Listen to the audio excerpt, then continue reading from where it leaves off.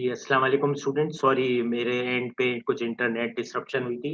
So I again start repeat what we were doing. ठीक है, हम थोड़ा-सा रिकैप कर रहे थे सिंक्रोनस जनरेटर को और सिंक्रोनस जनरेटर के अंदर हमने कहा था कि we supply the rotor with the DC field. DC is a constant voltage, constant current. तो रोटर की जो फील्ड है वो कांस्टेंट है, but due to the fact that this is a generator we give mechanical motion to the rotor. तो mechanical motion जब हम rotor को देते हैं तो स्टेटर के कॉइल जो कि स्टेशन में होते हैं, दे सी चेंजिंग फ्लक्स टू देम, जिसकी वजह से उनके अंदर एक वोल्टेज इंड्यूस होता है प्राइमरी, जिसको हम कहते हैं EA. A stands for the armature, क्योंकि इसके अंदर primary EMF is being induced in the stator, तो हम आर्मेचर का स्टेटस स्टेटर को देते हैं, the primary field is on the rotor coil. इसलिए हम रोटर को जो है वो फील्ड कॉइल का दर्जा देते हैं। ठीक है, so the field coil is located on the rotor and the armature coil is located on the stator. ठीक है, तो इस रोटेटिंग फील्ड की वजह से एक आर्मेचर के अंदर प्राइमरी ईएमएफ ईए इंड्यूस होता है, और जब तक हम स्टेटर के ऊपर कोई लोड नहीं अटैच करते तो स्टेटर का सर्किट ओपन रहता है और इसके अंदर कोई करंट नहीं है, तो सिर्फ एक इंड्यूस ईएमएफ ईए रहता है। लेकिन जैसे ही हम स्टेटर का सर्किट कंप्लीट कर देते हैं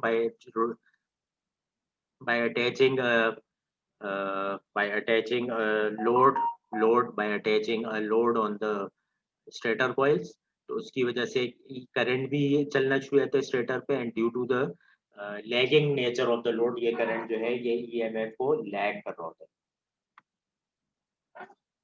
ठीक है, तो ये करंट जो है ये प्राइमरी इंड्यूस ईएमएफ जो कि आर्मेचर के ऊपर है उसको लैग कर रहा होता है, और सेकेंडरी इफेक्ट ये होता है कि जब करंट इंड्यूस होता है स्टेटर के अंदर, तो this current is also alternating in the nature. This is a AC generator, synchronous generator is a AC generator. तो जब इसके अंदर एक अल्टरनेटिंग ईएमएफ इंड्यूस होता है तो फ्लक्स भी चेंज होना शुरू हो जाते हैं स्टेटर कॉइल्स में।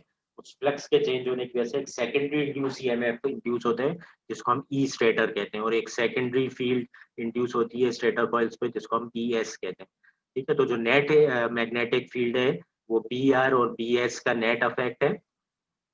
ठीक है, और उसको हम कहते हैं बी नेट।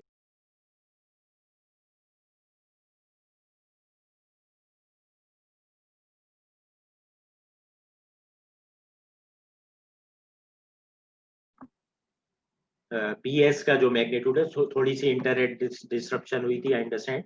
तो मैं थोड़ा सा पीछे जाके वापस रिपीट कर देता हूँ, probably if you have miss something.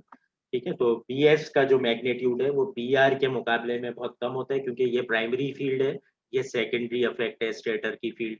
ठीक है, तो बी एस का मैग्नीट्यूड बी आर के मुकाबले में बहुत कम होता है। तो बी नेट जो होता है उसका तकरीबन डायरेक्शन रोटर फील्ड के ही बराबर आता है, और इसके अंदर एक एंगल कहलाता है ये सिग्मा, जिसको हम कहते हैं टॉर्क एंगल। ठीक है, इसको हम बाद में कवर करेंगे। तो बी नेट और बी आर के दरमियान में एक एंगल सिग्मा होता है which is called the torque angle. इस टॉर्क एंगल की क्या सिग्निफिकेंस है ये हम बाद में देखेंगे। तो नेट हमने देखा कि जो वोल्टेज इंड्यूस होता है, ठीक है, ये जो सेकेंडरी ईएमएफ इंड्यूस हुआ है that is called, meeting is locked by host आ रहा है। मैंने तो मीटिंग लॉक नहीं की, please try again. Please try again, मैंने तो लॉक नहीं किया, और मुझे 13 पार्टिसिपेंट तो दिख रहे हैं, तो बाकी लोगों के लिए क्यों लॉक हो रहे हैं? ठीक है, मुझे यहाँ पे 13 पार्टिसिपेंट्स तो दिख रहे हैं। Please try again, may be उस वक्त तक मैंने मीटिंग बहाल नहीं हुई होगी, इसीलिए कुछ मसला होगा। ठीक है, अब मीटिंग हमारी रिज्यूम हो गई है, तो अब मसला नहीं आएगा। ठीक है, तो हमारी जो दो नेट वेक्टर इक्वेशंस बनती हैं वो वी फाई है। V phi is the load voltage per phase.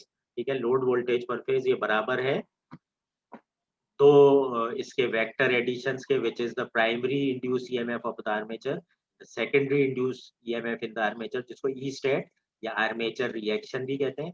उसी तरह से नेट फील्ड जो है वो वेक्टर एडिशन है दो फील्ड्स का, which is the rotor field and the secondary induce field on the stator. ठीक है, तो इसी को हम आगे लेके चले थे, और हमने कहा था कि जो आर्मेचर रिएक्शन वोल्टेज है जिसको ई स्टेटर कह रहे हैं, it opposes the change which causes it, यानी कि it opposes EA which is the primary induced EMF, क्योंकि उसी की वजह से ये करंट स्टार्ट हुआ था, जिस चेंजिंग करंट की वजह से ये सेकेंडरी इंड्यूस ईएमएफ है। It comes with a minus sign. ठीक है, और जे इसलिए कि दिस इज ये 90 डिग्री का फेज शिफ्ट रखता है किसके साथ, क्योंकि because of the inductive nature of this. ठीक है, यहाँ पे जो डायग्राम है उसमें भी आपको नजर आता है ई स्टेटर और ई आर्मेचर के दरमियान में 90 डिग्रीज का डिफरेंस है। ठीक है, नहीं डायग्राम में सच सही नजर नहीं आ रहा, लेकिन it is coming with this minus J, क्योंकि ये इंडक्टर की वजह से होता है, जिसको हम एक एक्स इंडक्टर सपोज करते हैं, जिसकी वजह से ये अपोजिंग ईएमएफ होता है। तो since it is an inductor, इसका जो फेज डिफरेंस है इस इंडक्टिव इफेक्ट की वजह से वो 90 डिग्री का होता है, और इट इज ऑल्सो अपोजिंग। तो जो नेट आपके पास रिलेशनशिप है वो लोड वोल्टेज बन जाती है primary induce EMF minus secondary induce EMF, क्योंकि वो उसको अपोज भी कर रहे हैं और उसका 90 डिग्री फेज शिफ्ट भी है इस इंडक्टेंस की वजह से, जिसको हम एक्स का नाम दे रहे हैं। ठीक है, इसके अलावा हमारे पास दो लॉसेस भी होते हैं। तो load voltage is actually further subtraction of two other voltages which are the voltages of the armature, यानी कि स्टेटर की resistance, and the armature inductance यानी कि स्टेटर की। तो इस एक्स और इस एक्स को हम लंप कर सकते हैं together to call it another synchronous reactance, जिसको एक्सएस का टर्म दे देते हैं। तो जो नेट रिएक्शन है फिर वो एक्सएस के टर्म्स में 4 टर्म्स से कंडेंस होके 3 टर्म्स में चली जाती है, यानी कि इसको कन्वीनियंटली हम ऐसे देख सकते हैं that the load voltage is equal to the primary induced voltage in the armature या stator minus the armature reaction and the losses in the armature which are conveniently lumped together in these two terms. तो आइंदा से जब भी हम सवाल देखेंगे तो जो आर्मेचर रिएक्शंस के वजह से जो इंडक्टेंस है और जो आर्मेचर की अपनी इंडक्टेंस है उसको हम टुगेदर लंप करके एक सिंक्रोनस रिएक्टेंस एक्स एस का नाम दे देते हैं। ठीक है, तो यहाँ तक हमने कल कर लिया था। ये बेसिकली इतना रीकैप ही हमने दोबारा किया। ठीक है, again the 2-3 things to note is again just like the induction motor, सवाल के अंदर आपको जो डेटा है वो किस में दिया जाता है, लाइन में या फेज में? Please answer on the chat window. ठीक है, it's a 3 phase machine and I have told you that in the 3 phase machine always the data in the question is in terms of line or in terms of phase voltage. ठीक है, please reply on the chat window.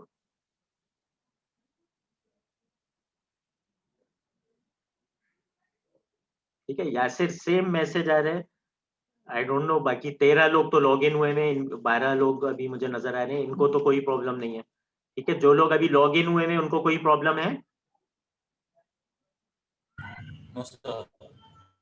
ठीक है, ये जो अभी 12-13 लोग log in हुए हैं इनको तो कोई प्रॉब्लम नहीं है, किसको प्रॉब्लम आ रही है? ठीक है, उन्हें स्टूडेंट से बोले कि please try to log in again. ठीक है, उबैद को प्रॉब्लम आ रही है, उबैद, सुमेर, उबैदुल्लाह और सुमेर प्रोबेबली उनका इंटरनेट कनेक्शन का इशू होगा, बाकी बच्चे तो कर पा रहे हैं। अच्छा, मुझे मेरे सवाल का जवाब नहीं आया अभी तक। ठीक है, if you are studying a 3 phase machine like a induction motor और अ सिंक्रोनस जनरेटर और अ सिंक्रोनस मोटर, सवाल के अंदर जो डेटा होता है वो किस में होता है, लाइन में होता है या फेज में होता है?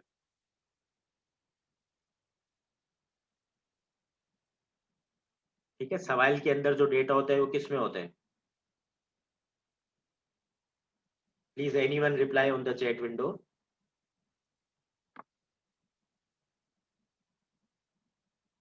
ठीक है, अनम का जवाब सही है।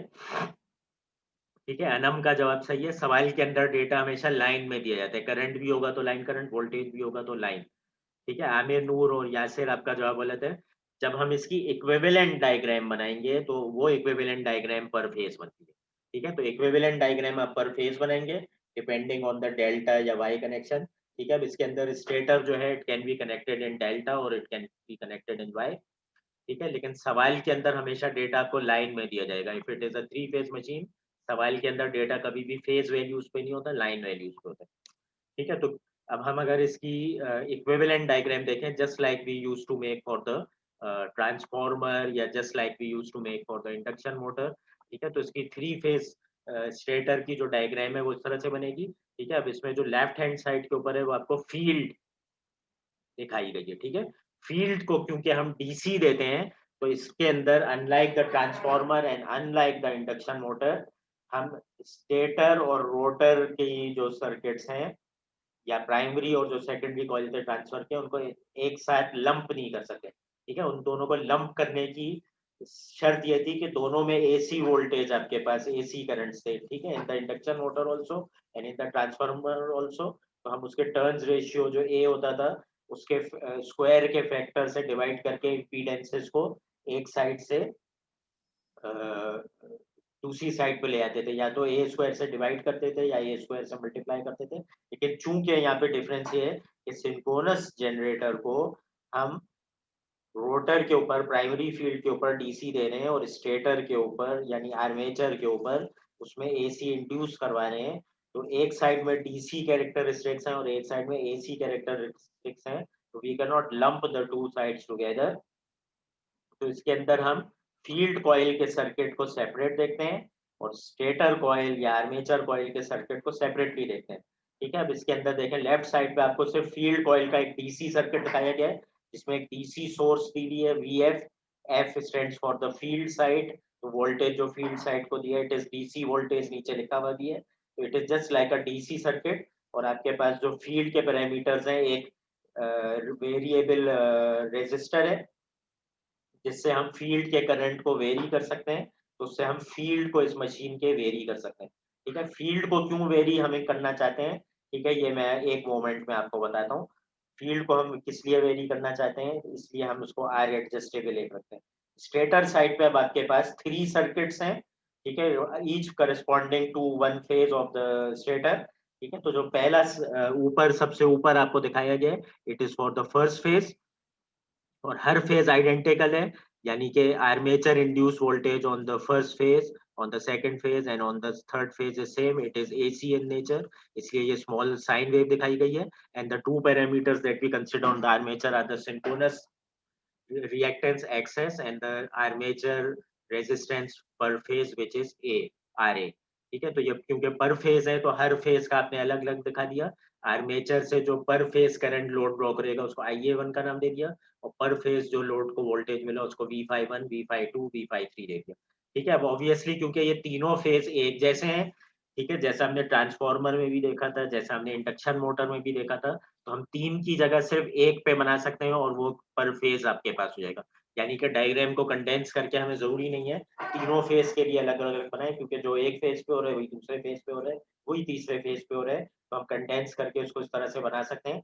फील्ड का सर्किट डीसी सर्किट है और स्टेटर का पर फेज किसी भी एक फेज का आपने सर्किट बना लिया तो उसका सर्किट इस तरह से बन जाएगा।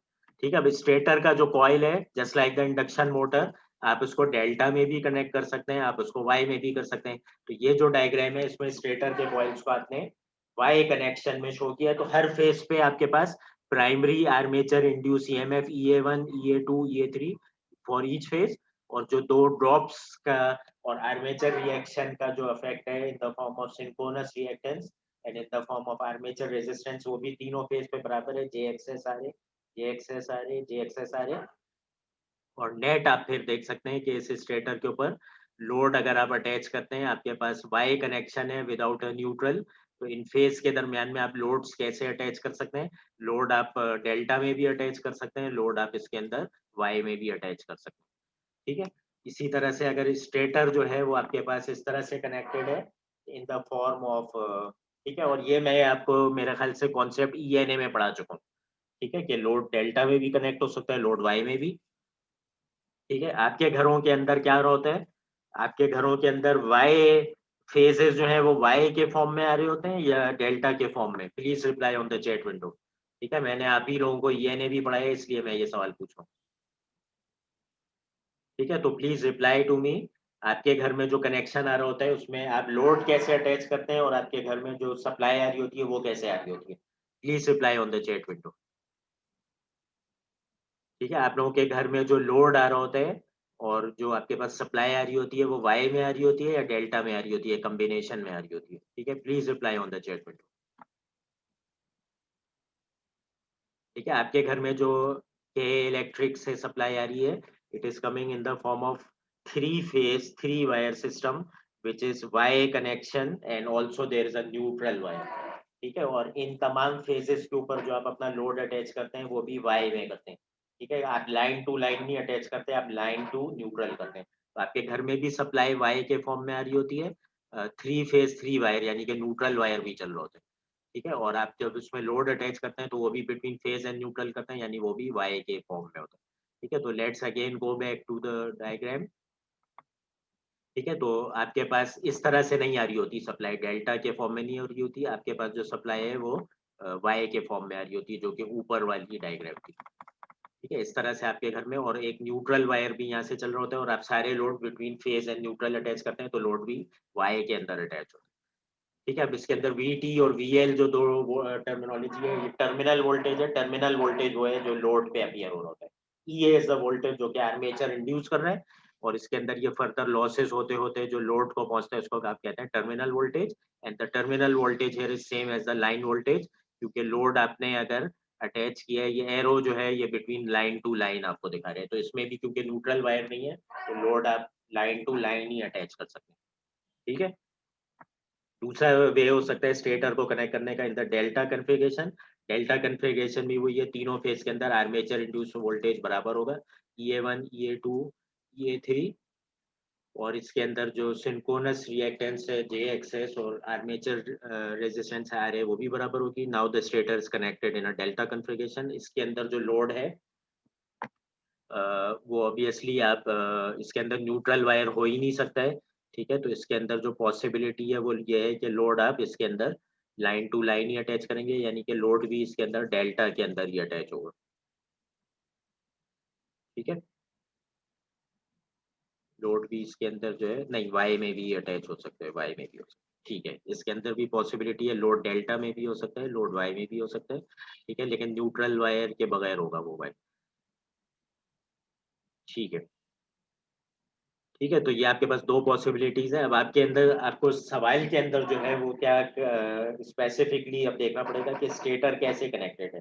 अगर स्टेटर डेल्टा में कनेक्टेड है या वाई में कनेक्टेड है, या आपके इसको इन्फ्लुएंस करेगा जो आप पर फेस डायग्राम इसकी देखेंगे। ठीक है, जो पर फेस डायग्राम है यहाँ पे दिखाई दी आपको, कहाँ गई पर फेस डायग्राम, ये। ठीक है, अब इसमें इन्फ्लुएंस इस तरह से होगा कि ये तो DC सर्किट है। अब EA1 और ये V5 जब आप कैलकुलेट कर रहे होंगे, तो अगर आपके पास आपको सवाल के अंदर डेटा दिया हुआ है कि ये कितने टर्मिनल वोल्टेज का जनरेटर है, ठीक है, रेटिंग उसमें दी हुई है 480 वोल्ट्स। ठीक है, तो रेटिंग हमेशा जनरेटर की जो होती है वो लोड को देखते हुए बताते हैं।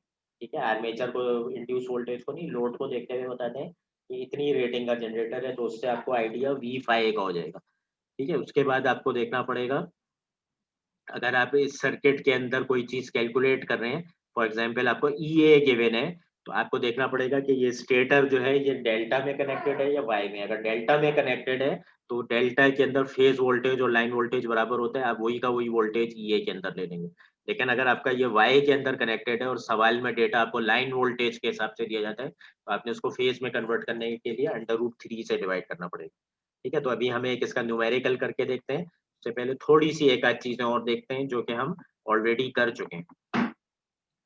ठीक है, आपने एक बेसिकली मेरे ख्याल से ये कंसेप्ट देखा था ट्रांसफॉर्मर्स के अंदर, जब हम उसकी वोल्टेज रेगुलेशन फाइंड करते थे, तो यहाँ पे भी क्योंकि दिस इज अ डिवाइस जिसमें हम इलेक्ट्रिकल एनर्जी सप्लाई कर रहे हैं लोड को, तो इसमें भी वोल्टेज रेगुलेशन फाइंड कर सकते हैं। तो the same concept entirely is duplicated over here.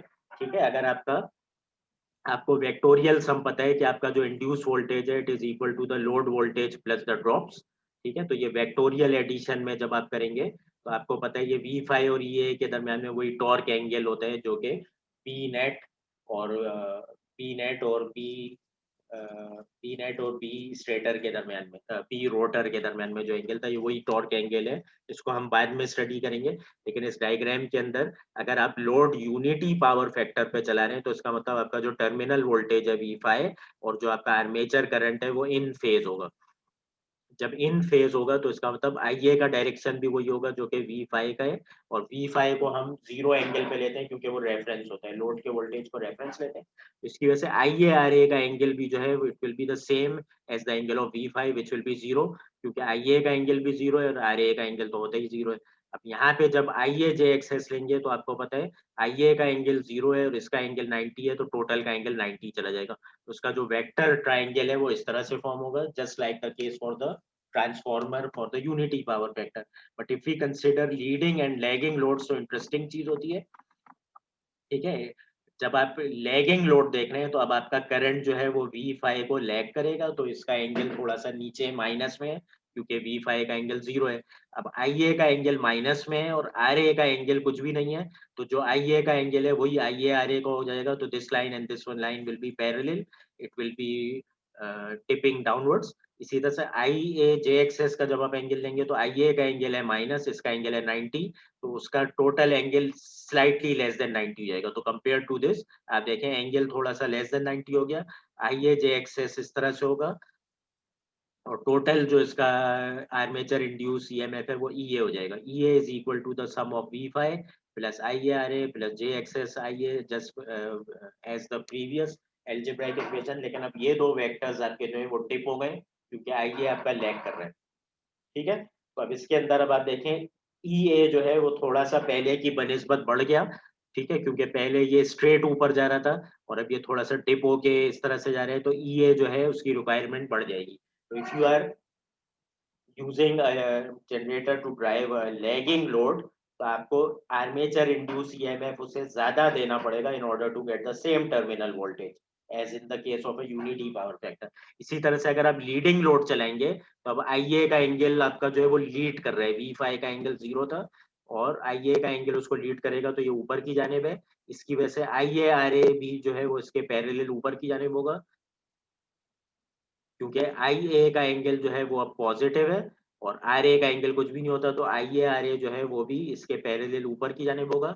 और आई ए जे एक्सेस में अब इसका एंगल 90 है और इसका एंगल भी कुछ पॉजिटिव है, तो 90 प्लस समथिंग, इसका एंगल भी with reference to this horizontal line 90 से एक्सीड हो गया and it is tipping backwards. ठीक है, तो इसका नेट इफेक्ट क्या हुआ, less requirement of armature induce voltage to create the same terminal voltage for a leading load. ठीक है, this was exactly the same case as with the transformers, जब आप ट्रांसफॉर्मर्स की फाइंड कर रहे थे वोल्टेज रेगुलेशन। ठीक है, तो these are the same cases.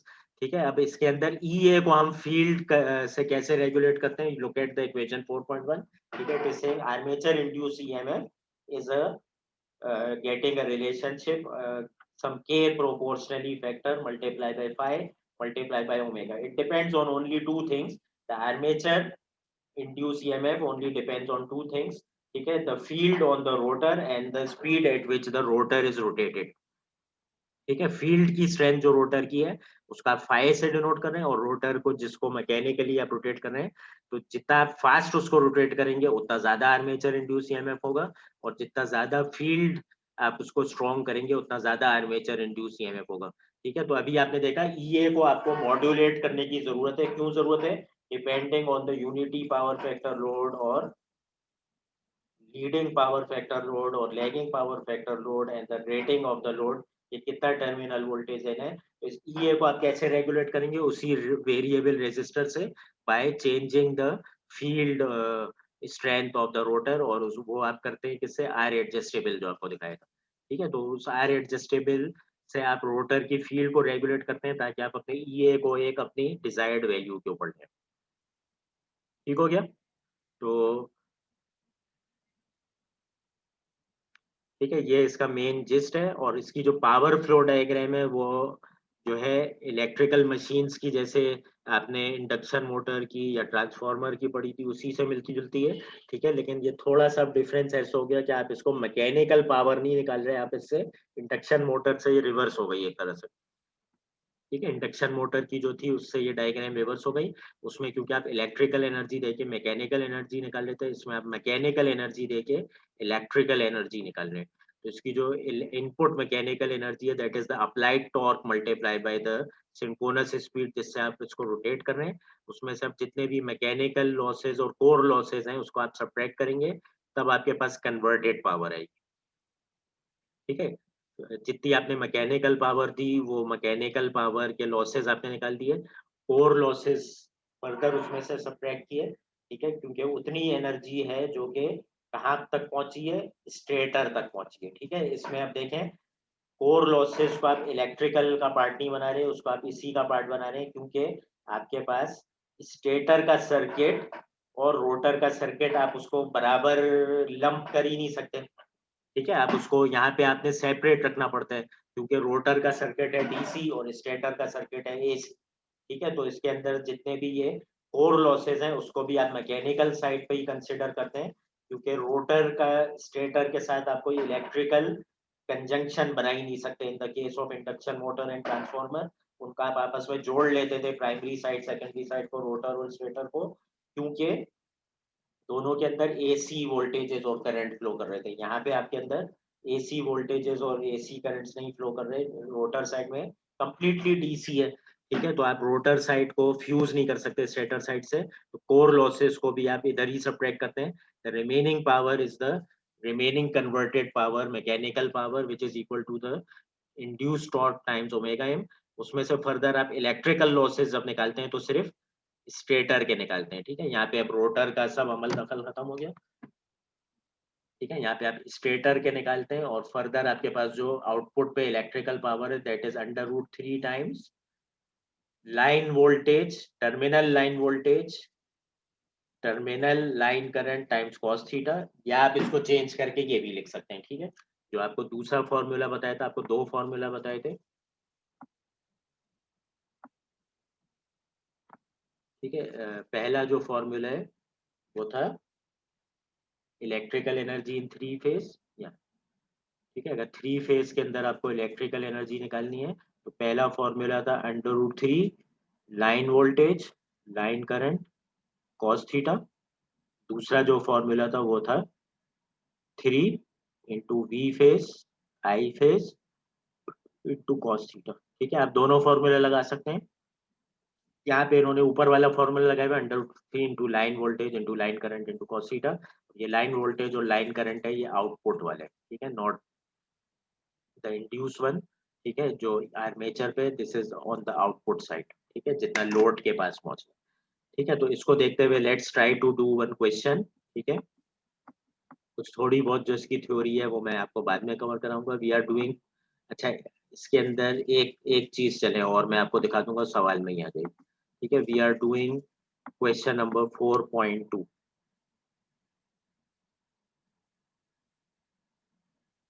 ठीक है, ये हम 4.2 कर रहे हैं। इसकी जो डायग्राम है वो नीचे है। ठीक है, इसकी जो वर्डिंग है it says there is a 480 volts 60 hertz delta connected 4-pole synchronous generator which has the following open circuit characteristics। OCC का मतलब है open circuit characteristics।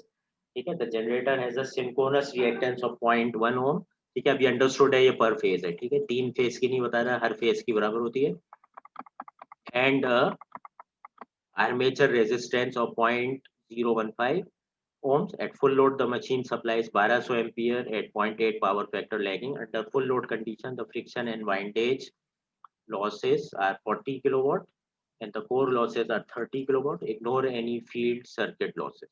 ठीक है, तो आपको उसने ये सवाल बता दिया। अब इसके जो ओपन सर्किट कैरेक्टरिस्टिक्स हैं that they are given in the form of a diagram. ठीक है, ये इस तरह से आपको एक ग्राफ दिया गया है। ये आपको रिलेट कर रहे हैं कि इसका फील्ड करंट आई एफ इसके ई ए के साथ कैसे रिलेट कर रहे हैं। ठीक है, तो ओपन सर्किट टर्मिनल वोल्टेज का मतलब है ई ए व्हेन नो लोड। ठीक है, तो वाई एक्सिस के ऊपर जो है ये ई ए की वैल्यू है जब लोड नहीं कनेक्टेड है, यानी कि आई ए आपका जीरो है, कोई आपने इलेक्ट्रिकल लोड नहीं अटैच किया गया है। तो it is a graph of I F versus E A when there is no load. तो on the x axis you have the field current which is on the rotor DC current। ठीक है, ये वाला जो current है it is DC current. ठीक है, और ये कहाँ पे, this is on the rotor. ठीक है, और ये जो ई ए है ये क्या है, this is AC and this is on the stator. ठीक है, stator is the same as the armature. ठीक है, तो this is a DC quantity here and this is a E A is a AC quantity on the Y axis. ठीक है, तो अब इसके अंदर जो ग्राफ है देखें, it is initially going linearly up till field current of 3 ampere. उसके बाद कुछ इसके अंदर सैचुरेशन आ जाते हैं, आप आईएफ बढ़ाते भी जाएं, ये एक जगह जाके टेपर हो जाता है 600 वोल्ट पे जाके फॉर दिस पर्टिकुलर मशीन। ठीक है, तो अगर आप इसको फील्ड करंट 2 एम्पियर डीसी का देते हैं, ठीक है, तो इसका ई कितना होगा। ठीक है, if you are giving it 2 amperes, ठीक है, तो उसके करस्पॉन्डिंग इसका जो ई है वो तकरीबन 250 वोल्ट है। ठीक है, यानी कि 250 वोल्ट स्टेटर के ऊपर इंड्यूस हो रहा होगा, ये लोड को नहीं जा रहा होगा। Note, this is just the open circuit voltage. जब आप लोड अटैच कर देंगे तो इसी 250 में से फिर वो जो आपके लॉसेज हैं और आर्मेचर रिएक्शन है वो काउंट होगा। नेट वोल्टेज जो पहुंचेगा लोड पे वो इस 250 से कम होगा या ज़्यादा होगा, डिपेंडिंग ऑन के लोड रिएक्ट लैगिंग नेचर का था या लीडिंग नेचर का था, जैसे एज वी सॉ बिफोर। ठीक है, लेकिन टर्मिनल वोल्टेज 250 नहीं होगा, इससे फर्क हो सकता है। ठीक है, अमूमन टर्मिनल वोल्टेज कम होगा for unity power factor and lagging power factor, could be more in the case of a leading power factor। ठीक है, लेकिन it is understood कि हमारे ज्यादातर जितने भी रियल वर्ल्ड में डिवाइसेस होते हैं, they are lagging in nature, leading बहुत कम होता है।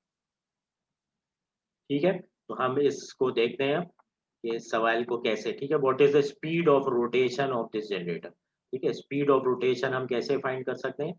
ठीक है, हमारे पास जो फॉर्मूला है, let's go to the white board. ठीक है, इसकी जो स्पीड ऑफ रोटेशन है,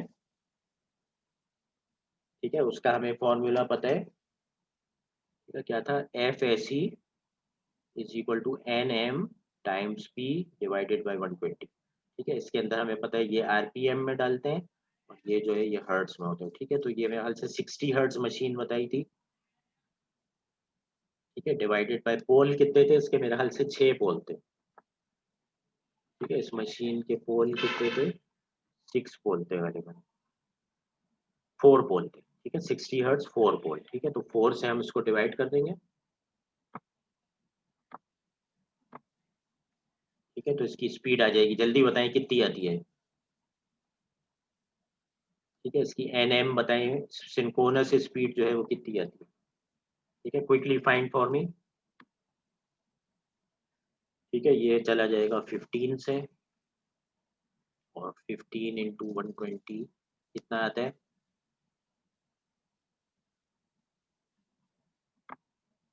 ठीक है, 1800 और एक कोई कह रहे हैं 180। ठीक है, बुक से ही चेक कर लेते हैं, अभी कैलकुलेटर नहीं है मेरे पास। इधर गई बुक ये। ठीक है, तो आरपीएम के अंदर जो इसका जवाब है, किताब दे रही है 1800 आरपीएम। ठीक है, तो जिसने 1800 निकाला हुआ तो उसका जवाब सही है। सेकंड क्या पूछ रहा है वो, सेकंड वो पूछ रहा है how much field current must be applied. ठीक है, तो क्या पूछ रहा है, how much I F must be applied to make the terminal voltage 480 volt at no load. ठीक है, तो हम उस ग्राफ का फायदा उठा सकते हैं क्योंकि वो भी ओपन सर्किट कैरेक्टरिस्टिक यानी कि नो लोड के ऊपर है, और ओपन सर्किट के ऊपर आपको पता है जो इंड्यूस वोल्टेज ये है वही का वही टर्मिनल वोल्टेज टी अपेयर हो रहा होगा, क्योंकि कोई करंट है ही नहीं जो लॉसेस के लिए अकाउंट करे। तो 480 वोल्ट टर्मिनल वोल्टेज के लिए field current we can directly read off the graph. ठीक है, तो 480 वोल्ट, ठीक है, यही था 480 volt to make the terminal voltage 480 volt. ठीक है, अब जो 480 वोल्ट है आपके पास, this diagram is again for the line voltage. ठीक है, it is for the line voltage, क्योंकि डेटा सवाल में आपके पास लाइन वोल्टेज में होता है। और ये मशीन कनेक्टेड कैसे, this machine is connected, how is this machine connected, this machine is connected in delta configuration. ठीक है, तो डेल्टा के अंदर आपको पता है क्या होता है, लाइन वोल्टेज एंड, ठीक है, in a delta line voltage and phase voltage are same. ठीक है, तो सवाल के अंदर आपको लाइन वोल्टेज का डेटा दिया जाता है, तो ये E A in the form of line voltage है, तो नो प्रॉब्लम, ये फेज वोल्टेज के भी बराबर। ठीक हो गया, तो let's go at the diagram और इसके अंदर 480 को रीड ऑफ करते हैं। 480 इज समवेयर हियर।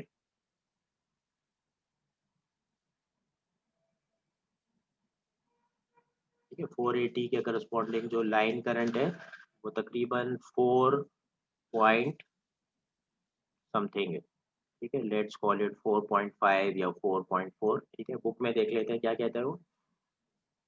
ठीक है, it says it is equal to 4.5 ampere. ठीक है, तो हमने क्योंकि लोड अटैच नहीं था तो ओपन सर्किट कैरेक्टरिस्टिक्स में ई ए हमें मेंशन्ड है, और वही ई ए टर्मिनल वोल्टेज के बराबर होता है जब तक लोड अटैच नहीं किया। ठीक है, तो ये बस वाला पार्ट भी हो गया। Go to the C part. ठीक है, सी पार्ट में वो कह रहे हैं जनरेटर में अब लोड लगा दिया गया है, लोड 1200 एम्पियर खा रहा है, यानी कि ये भी लाइन वैल्यू है। ठीक है, this is also line value not the phase value, सवाल में सारा डेटा लाइन में होगा। Eight 0.8 power